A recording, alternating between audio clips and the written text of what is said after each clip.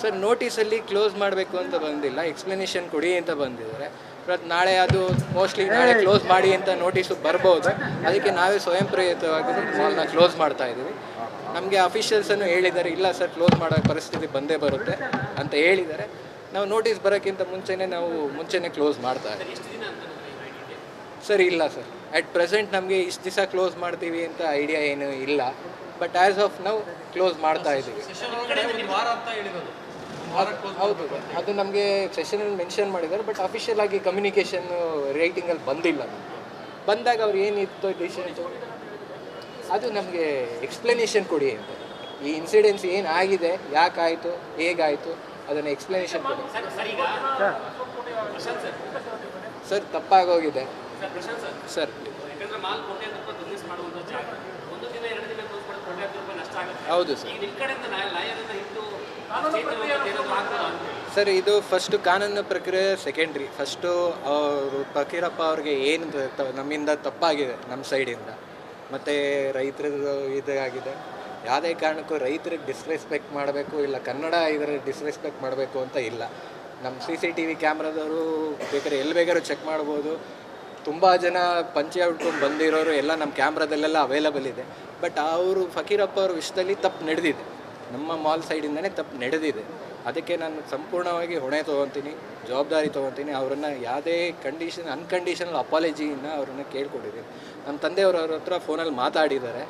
ನಾನು ನಿಮ್ಮ ಮೀಡಿಯಾ ಅವ್ರ ಮೂಲಕ ಓನರ್ ಆಗಿ ಲೈವ್ ಆಗಿ ಅವರನ್ನು ಕ್ಷಮೆ ಕೇಳ್ತೀನಿ.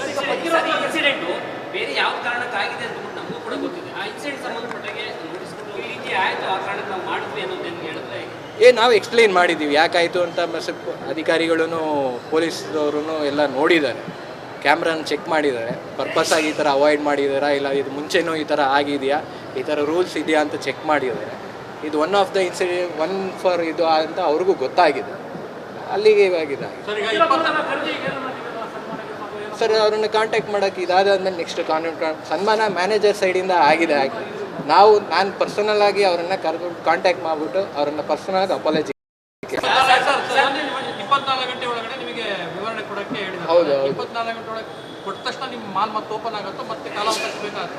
ನಮಗೆ ಕಾಲಾವಕಾಶ ಬೇಕಾಗುತ್ತೆ ಸರ್. ಯಾಕೆ ನಮ್ಗೆ ಅಟ್ಲೀಸ್ಟ್ 1-2-3 ಡೇಸ್ ಬೇಕಾಗುತ್ತೆ. ಯಾಕೆಂದರೆ ಇವಾಗ ನಾವು ಪಿಕ್ಚರ್ನವ್ರಿಗೆ PVR ಅವ್ರಿಗೆ ಟೆನೆಂಟ್ಸ್ಗೆಲ್ಲ ಹೇಳಿರೋದು 2 ಡೇಸ್ ನಮಗೆ ಟೈಮ್ ಬೇಕು ಅಂತ, 48 hours ಟೈಮ್ ಕೇಳಿ. ಅವರು ತಿರ್ಗಾ ಎಲ್ಲ ಪ್ರಿಪ್ರೇಷನ್ಸ್ ಮಾಡ್ಕೊಂಡು ಓಪನ್ ಮಾಡೋದಕ್ಕೆ ನಮಗೆ 1-2-3 ಡೇಸ್ ಟೈಮ್ ಬೇಕಾಗುತ್ತೆ. ಇಮಿಡಿಯೇಟಾಗಿ ನಾನು ಎಕ್ಸ್ಪ್ಲನೇಷನ್ ಕೊಟ್ಟಾದ್ಮೇಲೆ ನಾವು ನಾಳೆನೂ ಓಪನ್ ಆಗೋದಕ್ಕೆ ಆಗುತ್ತೆ. ಈವೆಂಟ್ ಕೆಲವರೆಲ್ಲ ಆಲ್ರೆಡಿ ದುಡ್ಡೆಲ್ಲ ಕೊಟ್ಟಿದ್ದಾರೆ. ಅದು ನಮ್ಮ ಸೈಡಿಂದ ಅವ್ರಿಗೆ ಕಾಂಪನ್ಸೇಷನ್, ನಂದು ತಪ್ಪ ನಮ್ಮ ಸೈಡ್ ಇರೋದ್ರಿಂದ ಅವ್ರು ಕಾಂಪನ್ಸೇಟ್ ಆಗುತ್ತೆ. BBMP ಕಾರ್ಪೊರೇಷನ್ ಆರೋಗ್ಯದವರು ಕೊಟ್ಟಿದ್ದಾರೆ, ಕಂದಾಯದವರು ಕೊಟ್ಟಿದ್ದಾರೆ. ಕಂದಾಯದವರು ಅದೇ ನೀವು ಟ್ಯಾಕ್ಸ್ ಇದು ಮಾಡಿಲ್ಲ ಅದಕ್ಕೆ ಎಕ್ಸ್ಪ್ಲನೇಷನ್ ಕೊಡಿ. ಆರೋಗ್ಯದವ್ರು ಬಂದುಬಿಟ್ಟು ಅಗೇನ್ ಈ ನಿಮ್ಮದು ಆರೋಗ್ಯದ ಏನೋ ಒಂದು ಇದಿದೆ ಅಂತ ತಪ್ಪಿದೆ. ನಮ್ಮ ನೋಟಿಸ್ ನಾನು ಇನ್ನೂ ಎಲ್ಲ ನೋಟಿಸು ನೋಡಿಲ್ಲ. ಇಲ್ಲ ಇಲ್ಲ ಈಗ ಅವರು ಸರ್ ನೋಟಿಸ್ ಜಾರಿ ಮಾಡಿರೋದು ನಮಗೆ ಎಕ್ಸ್ಪ್ಲೇನ್ ಯಾರು ತಲುಪಿಸ್ತೀವಿ ಸರ್ ಎಲ್ಲರಿಗೂ. ನಾನು ನೋಟಿಸನ್ನು ನಿಮಗೆ ಅಲ್ಲ ನಿಮಗೆ ನೋಟಿಸ್ ಇಶ್ಯೂ ನನಗೆ ಏನು ಇಶ್ಯೂ ಮಾಡಿದ್ದಾರೆ ಇಮಿಡಿಯೇಟಾಗಿ ಕೊಡ್ತೀನಿ.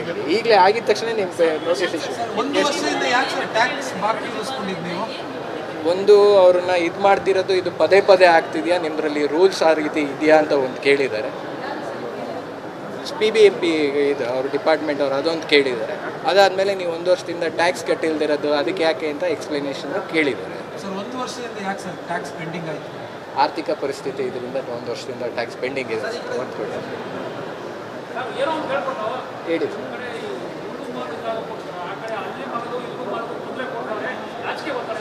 ನಮ್ಮ ಮೇಲೆ ಯಾವುದೇ ಥರದ ರಾಜಕೀಯ ಒತ್ತಡ ಏನೂ ಇಲ್ಲ ಸರ್. ಇದು ಜೆನ್ಯೂನ್ ಆಗಿ ನನ್ನ ಸೈಡಿಂದ ತಪ್ಪಾಗಿದೆ. ಫಕೀರಪ್ಪ ಅವ್ರಿಗೆ ನಮ್ಮ ಮಾಲ್ ಸೈಡಿಂದ ತಪ್ಪಾಗಿದೆ, ನಮ್ಮ ಇದರಿಂದ ತಪ್ಪಾಗಿದೆ.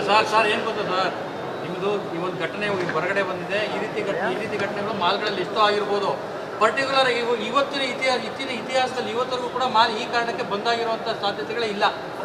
ಸೊ ನಿಮಗೆ ಅನ್ಸುವಂಥದ್ದು ಹಿಂದ್ಗಡೆ ಏನಾದರೂ ನೀವು ಇಲ್ಲ ಸರ್, ರಾಜಕೀಯ ಇಲ್ಲ ಸರ್, ಇಲ್ಲ ನಮ್ಗೆ ಆ ರೀತಿ ಯಾವುದೂ ಇಲ್ಲ. ನಾವು ರಾಜಕೀಯವಾಗಿ ಅಫಿಲಿಯೇಟೆಡು ಇಲ್ಲ. ನಮಗೆ ಯಾಕಂದ್ರೆ ನಿಮ್ಮ father JDS ಇದ್ದಾರೆ.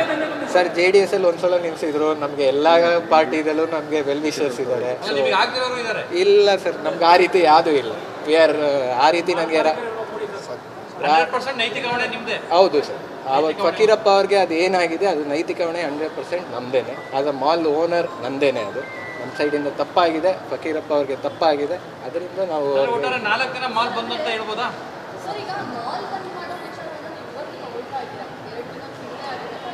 ಹೌದು ಮೇಡಮ್. ಇವತ್ತು ಮಧ್ಯಾಹ್ನದ ಮೇಲೆ ಈ ಡಿಸಿಷನ್ ಇದು ಮಾಡಿದ್ದು. ಇವತ್ತು ಅಸೆಂಬ್ಲಿಲಿ ಯಾವಾಗ ಇಶ್ಯೂ ರೈಸ್ ಆಯಿತೋ, ಪ್ರಸ್ತಾಪ ಆಯಿತೋ, ಅದಾದಮೇಲೆ ನಾವು ಡಿಸಿಷನ್ ತೊಗೊಂಡಿದ್ದು. ಅಲ್ಲ, ನೋಟಿಸ್ ಇಲ್ಲ ಅಂದರೆ ಅವರಿಗೆ ಕಾನೂನು ಪ್ರಕಾರವಾಗಿ ನಾನು 1 ವರ್ಷದಿಂದ ಟ್ಯಾಕ್ಸ್ ಕಟ್ಟಿಲ್ದಿರೋಕ್ಕೆ ಅವ್ರಿಗೆ ಎಲ್ಲ ಥರದ ಇದಿದೆ. ಇಲ್ಲ, ನಮಗೆ ಡಿಮಾಂಡ್ ನೋಟಿಸು ಕೊಟ್ಟಿದ್ರು. ನಮಗೆ ಸರ್ ಅಟ್ ಪ್ರೆಸೆಂಟ್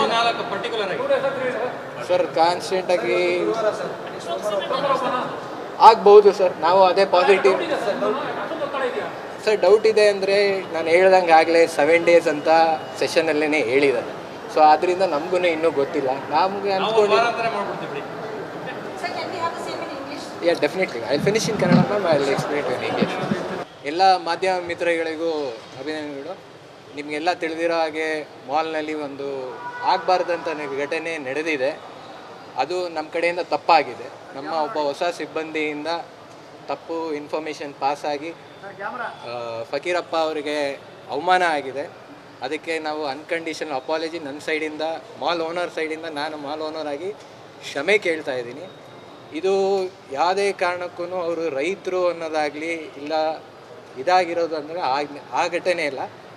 ಒಬ್ಬ ವ್ಯಕ್ತಿ ಸ್ವಲ್ಪ ಓವರಾಗಿ ಕೆಲಸ ಮಾಡೋದಕ್ಕೆ ಹೋಗಿ ಒಂದು ತಪ್ಪು ಮಾಡಿದ್ದಾರೆ. ಅವ್ರು ತಪ್ಪು ಮಾಡಿದವ್ರಿಗೂ ನಾವು ಆಗಲೇ ಬುದ್ಧಿ ಹೇಳಿದ್ದೀವಿ. ಅವ್ರನ್ನ ಅಂಡರ್ ಸಸ್ಪೆನ್ಷನ್ ಆಗಿ ಇಟ್ಟಿದ್ದೀವಿ. ಬಟ್ ಹೊಣೆ ನಂದೇನೆ. At the end of the day ನಾನೇ ಮಾಲ್ ಮ್ಯಾನೇಜ್ ಮಾಡೋದು, ನಾನೇ ಇದು ಮಾಡೋದು.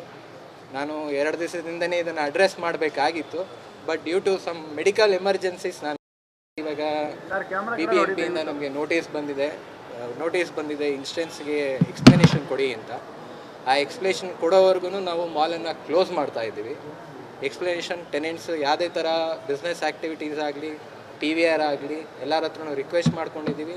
ಏನಾಗಿದೆ ಅದನ್ನು ಅವ್ರಿಗೆ ಎಕ್ಸ್ಪ್ಲೈನ್ ಮಾಡಿದ್ವಿ. ಅವರು ನಮ್ಮ ಜೊತೆ ಕೋಆಪ್ರೇಟ್ ಮಾಡಿದ್ದಾರೆ. ಸದ್ಯಕ್ಕೆ ಮಾಲ್ ಇವತ್ತಿಂದ ನೆಕ್ಸ್ಟು ಅಫಿಷಿಯಲ್ಸ್ ಹೇಳೋವರೆಗೂ ಕ್ಲೋಸ್ ಆಗಿರುತ್ತೆ. ಆಗಿದ್ದ ಘಟನೆಗೆ ಅಫಿಷಿಯಲ್ ಆಗಿ ನಮಗೆ